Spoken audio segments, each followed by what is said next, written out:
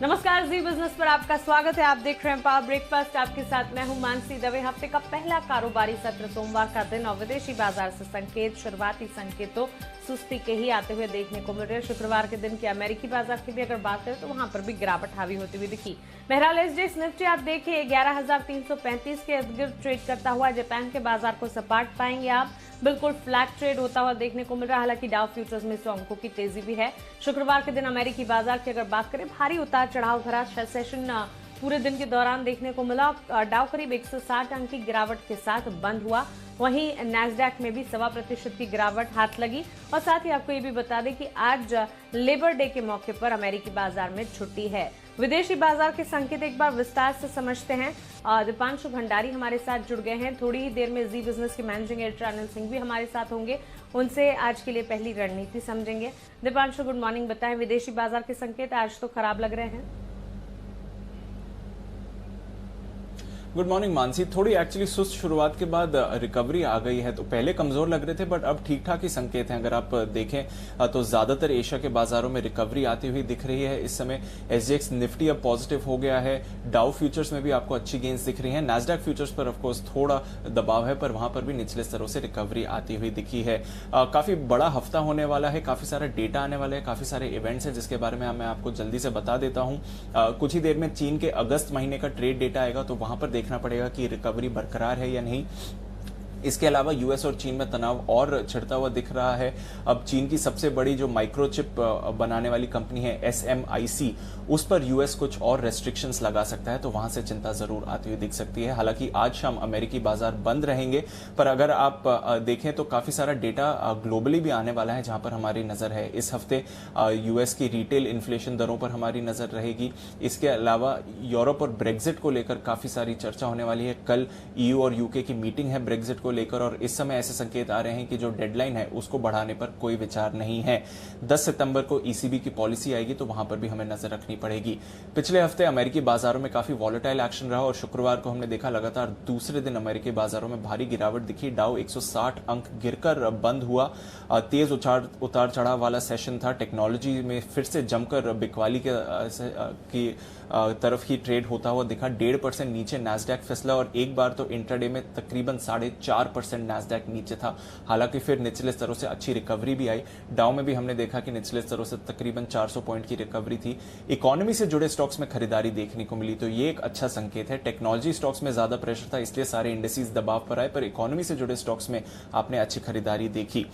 इसके अलावा अगर आप देखें तो अगस्त का जो जॉब्स डेटा था वो भी अनुमान मुताबिक ही आया। अनुमान 14 लाख जॉब्स जुड़ने का था, उसके मुकाबले में डेटा 13,70,000 जॉब्स जुड़ने का आया। और जो अनएम्प्लॉयमेंट रेट है वो अब गिरकर तकरीबन 8.5% हो गया, तो ये भी अच्छा ही डेटा आप देखेंगे।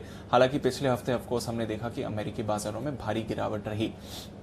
कच्चे तेल पर नजर रखिए क्योंकि यहां पर भारी दबाव है। शुक्रवार को 3% गिरावट हुई। आज भी अगर आप देखें तो दबाव के साथ ही ट्रेड होता हुआ दिख रहा है।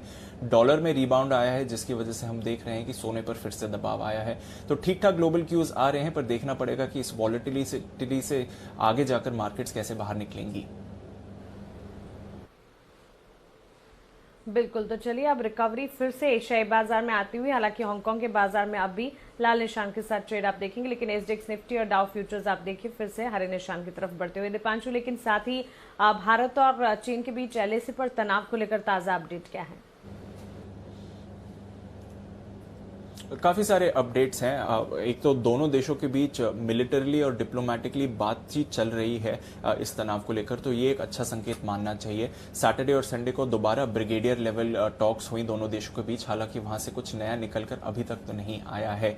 इसके अलावा शुक्रवार को जो भारत के डिफेंस मिनिस्टर हैं राजनाथ सिंह, उनके चीनी डिफेंस मिनिस्टर के साथ मॉस्को में एससीओ सम्मेलन के समय बातचीत जरूर हुई। और ये पहली बार है जब से दोनों देशों के बीच तनाव छिड़ा है कि इतनी हाई लेवल टॉक्स हुई हैं डिप्लोमेटिकली। तो ये एक अच्छा संकेत है, पर वहां पर भी कुछ बड़ा निकल कर नहीं आया। हालांकि दोनों देशों के जो स्टेटमेंट्स आए उसमें कहा है कि हम डिप्लोमेटिकली इसको सुलझाने की कोशिश जरूर करेंगे।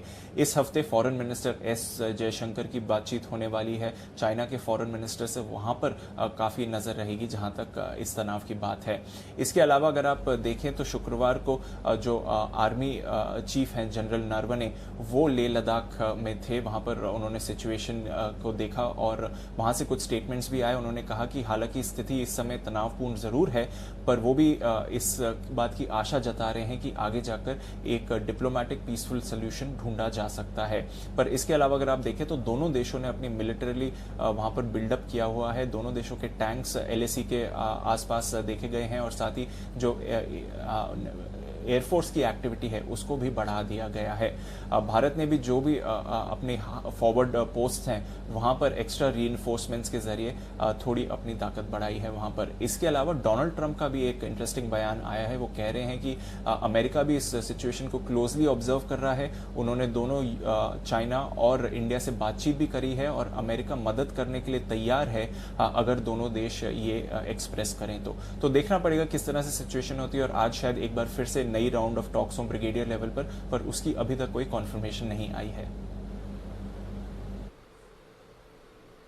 ओके दीपांशु, शुक्रिया ये तमाम जानकारी के लिए और हमारे साथ जुड़ने के लिए। तो विदेशी बाजार में और कितनी रिकवरी अब आती है जानना जरूरी होगा और साथ ही इवेंट स्पेसिफिक पूरा हफ्ता ग्लोबल मार्केट्स के लिए भी होने जा रहा है। चलिए जान लेते हैं शुक्रवार के दिन संस्थागत निवेशकों ने क्या किया। FIs DIs का एक्शन देखिए। कैश मार्केट में FIs की तरफ से 1890 करोड़ की बिकवाली के आंकड़े आते हुए दिखे। वही DIs कैश मार्केट में 457 करोड़ की बिकवाली कर रहे हैं। वायदा बाजार में भी 1256 करोड़ की बिकवाली FIs की तरफ से आती हुई देखने को मिल रही है। तो DIs और FIs क्लियरली बिकवाली करते हुए कैश मार्केट में, वहीं वायदा बाजार में भी FIs के बिकवाली के ही आंकड़े आते हुए देखने को मिल रहे हैं। चलिए आगे बढ़ते हैं और अब रुक करते हैं हमारे स्पेशल सेगमेंट का, जहां हम रोज बात करते हैं जी बिजनेस के मैनेजिंग एडिटर अनिल सिंघवी से।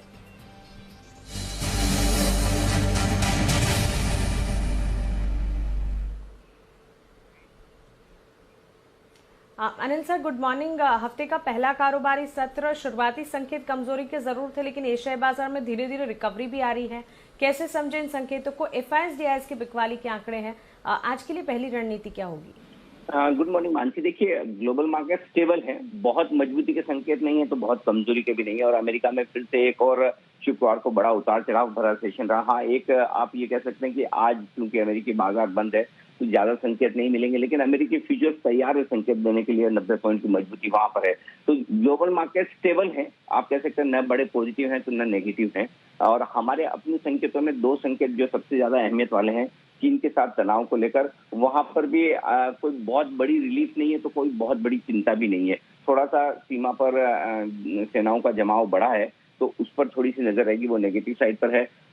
FIs की तरफ से बिकवाली के आंकड़े और साथ ही घरेलू फंड है वो भी बिकवाली ही करते हुए दिख रहे हैं। तो ये दो बिकवाली के आंकड़े थोड़ा सा बाजार की अपसाइड को लिमिटेड रखे हैं। और साथ ही ग्लोबल मार्केट ऐसा नहीं कि बहुत तेजी से भाग रहे हो। तो मेरा ये समझना है कि अपसाइड लिमिटेड है। मजबूत शुरुआत होगी तो ऊपरी स्तरों पर प्रॉफिट बुकिंग आती दिखेगी। वोलेटाइल रहेंगे मार्केट, दोनों तरफ ट्रेड के मौके बन सकते हैं। अब आइए मैं आपको इमीडिएट रेंज दे दूं। 11,175 से 11,250 निफ्टी पर मजबूत सपोर्ट जोन है। 11,475, 11,550 ऊपरी स्तरों पर वो रेंज है जहां पर प्रॉफिट बुकिंग आना तय है।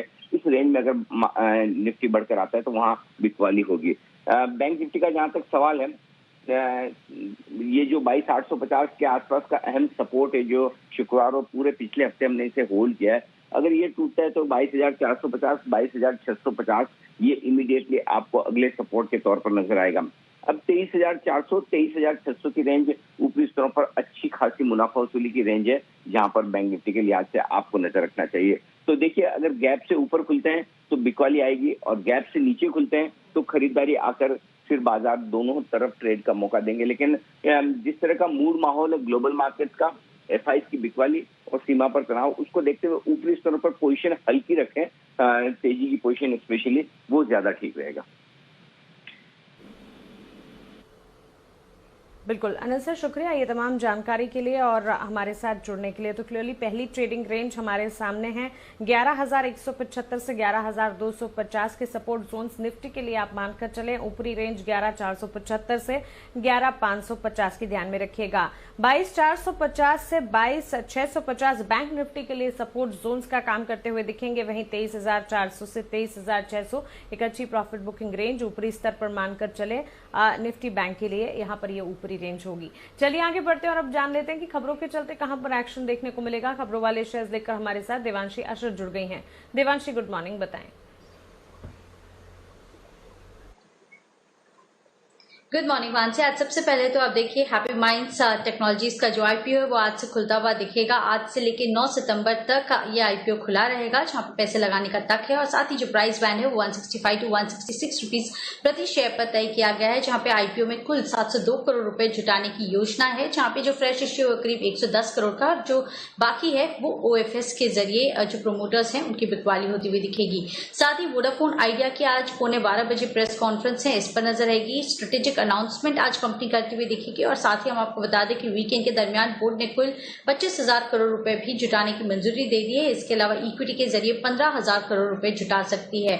ईआईएच की आज राइट्स के जो शेयर्स हैं वो जारी करने पर बोर्ड की बैठक होने वाली है, इस पर कोई फैसला आता हुआ दिखेगा। साथ ही नतीजों के लिहाज से आप देखिए नाल्को के नतीजे आते हुए दिखे थे, जो कि अनुमान से काफी बेहतर आते हुए दिखे हैं। जो कुल आय है करीब 34% तक कम होती हुई दिखी है। कामकाजी मुनाफा 40% तक घटता हुआ दिखा है। मार्जिन अनुमान था करीब 1% से भी कम आने का, लेकिन उसके सामने करीब 9.3% तक मार्जिन कंपनी ने क्लॉक इन किया। और जो मुनाफा है वो भी करीब 82% तक घटता हुआ दिखा है।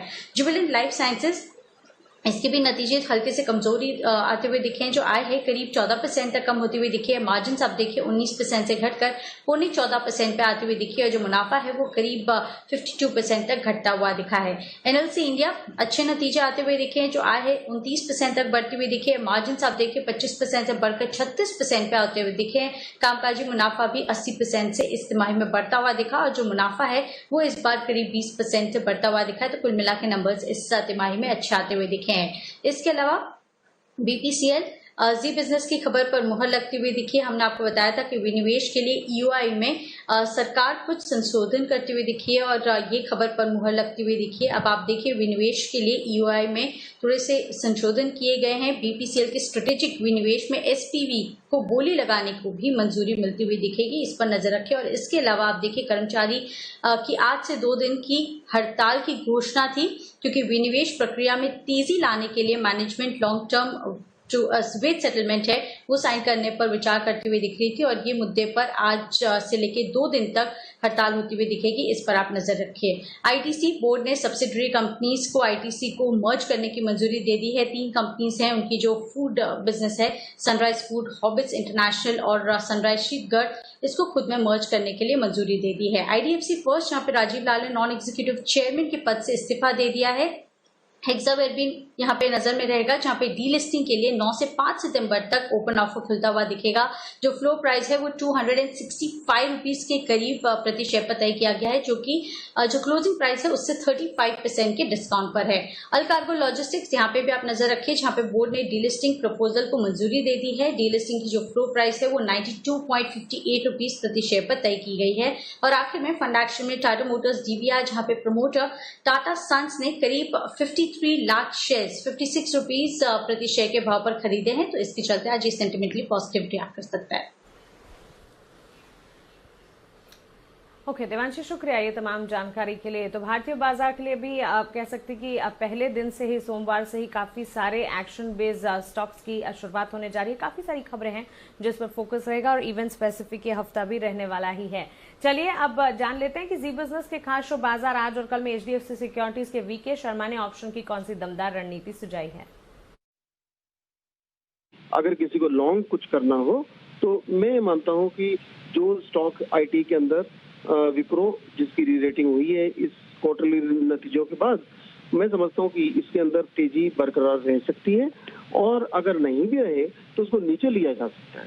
तो जैसे सितंबर की 280 की कॉल विप्रो की जो 8 रुपए 5 पैसे पे क्लोज हुई है आज, उसको मैं सलाह दे रहा हूँ कि 7 रुपए 25 पैसे पे ली जाए। नीचे आएगा तब आप लीजिए। स्टॉप लॉस रखिए 5 रुपए और टारगेट रहेगा 11 रुपए का।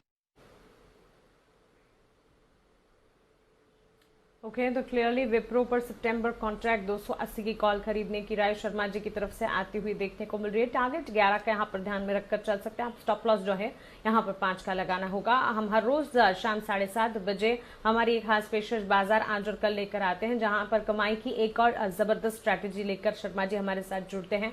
और इसके अलावा कई सारे एक्शन बेस्ड ट्रेड्स होते हैं, काफी सारी खबरें होती हैं जो कि दिन के दौरान अगर आपने मिस किए तो शाम 7:30 बजे हमारे इस खास शो में जुड़कर आप इन तमाम खबरों का ब्यौरा ले सकते हैं। तो अगर कमाना है मुनाफा तो हर रोज शाम 7:30 बजे बाजार आज और कल देखना बिल्कुल ना भूलें।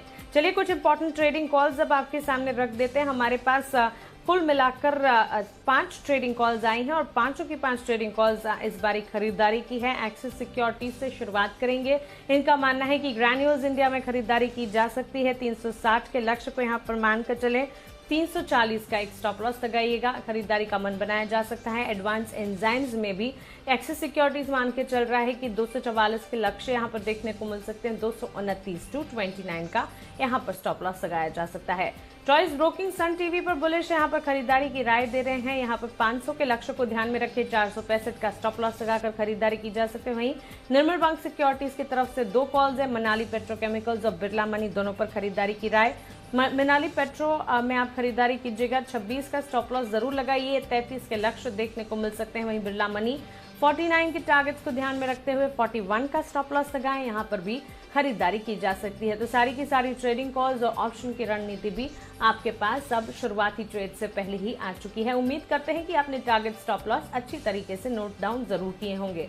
हमारे साथ आनंद राठी सिक्योरिटीज के टेक्निकल एनालिस्ट नीलेश जैन अब जुड़ गए हैं। नीलेश, गुड मॉर्निंग, स्वागत है आपका जी बिजनेस पर। हफ्ते का पहला कारोबारी सत्र है। आपसे पहले आज के लिए ट्रेडिंग लेवल्स, आज का बाजार आप कैसे देख रहे हैं, यही जानना चाहेंगे।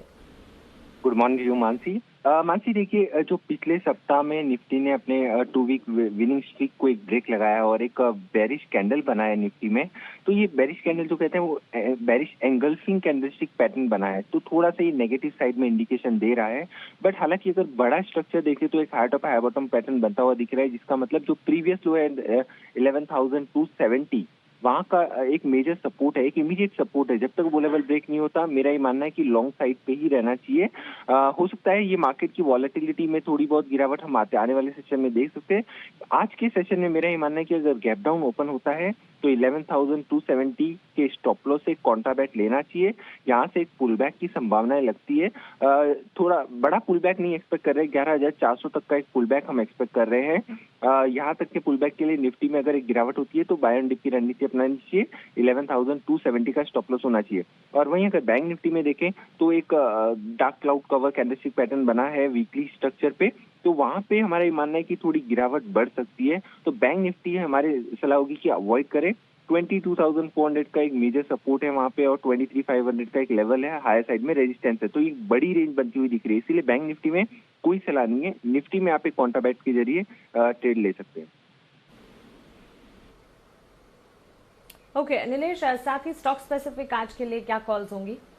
देखिए, एक बाय और एक सेल रिकमेंडेशन है। शुरुआत करना चाहूंगा बाय से, रिलैक्सो फुटवेयर। यहाँ पे फ्राइडे के सेशन में मार्केट में इतनी गिरावट के बावजूद एक बहुत ही बड़ा बुलिश कैंडल बनते हुए हमको देखने को मिला था। एक ब्रेकआउट भी आया है, तो यहाँ पे खरीदारी करने की सलाह होगी रिलैक्सो में 640 के स्टॉप लॉस से 680 के टारगेट के लिए। दूसरा जो सेल रिकमेंडेशन है वो है एक्सिस बैंक पे। जैसे कि हम कह रहे हैं कि बैंक निफ्टी अवॉइड कीजिए, बैंक निफ्टी में थोड़ी गिरावट बढ़ सकती है, तो एक्सिस बैंक में बिकवाली करने की सलाह होगी। एक शॉर्ट बिल्डअप होते हुए हमको देखने को मिल रहा है। यहाँ पे 463 का स्टॉप लॉस होगा छोटा सा, 440 के टारगेट्स होंगे डाउन साइड में एक्सिस बैंक में।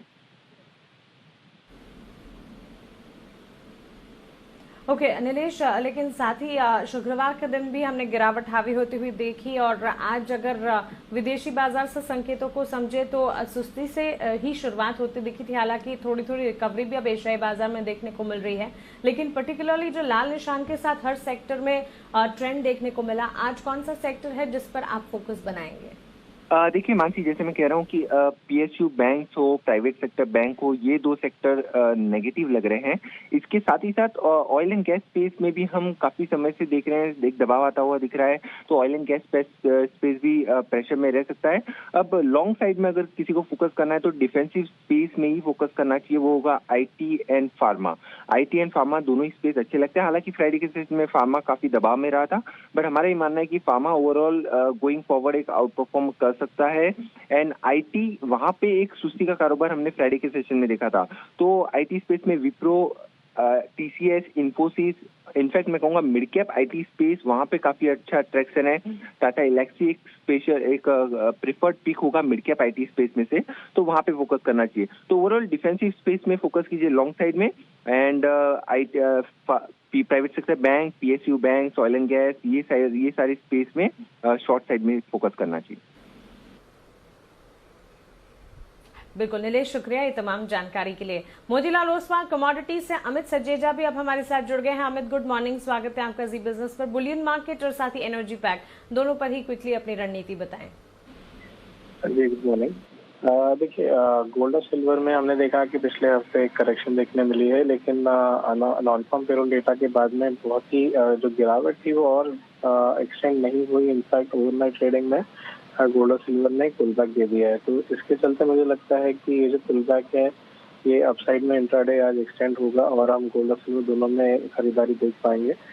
मेरे हिसाब से गोल्ड को 50,500 जो इमीडिएट सपोर्ट है वहां पर बाय करना चाहिए और अपसाइड में एक बार 51,000 से 51,200 तक के टारगेट ले जा सकते हैं। साथ ही साथ सिल्वर की अगर बात करें तो दिसंबर वायदा जो है हो सकता है कि 66,800 पे बाय करके अपसाइड में लगभग 67,800 to 68,000 के लक्ष्य लिए जा सकते हैं। बिल्कुल अमित, शुक्रिया ये तमाम जानकारी के लिए, हमारे साथ जुड़ने के लिए। चलिए अब वक्त है FIR का यानी कि ब्रोकर रिपोर्ट्स जानने का।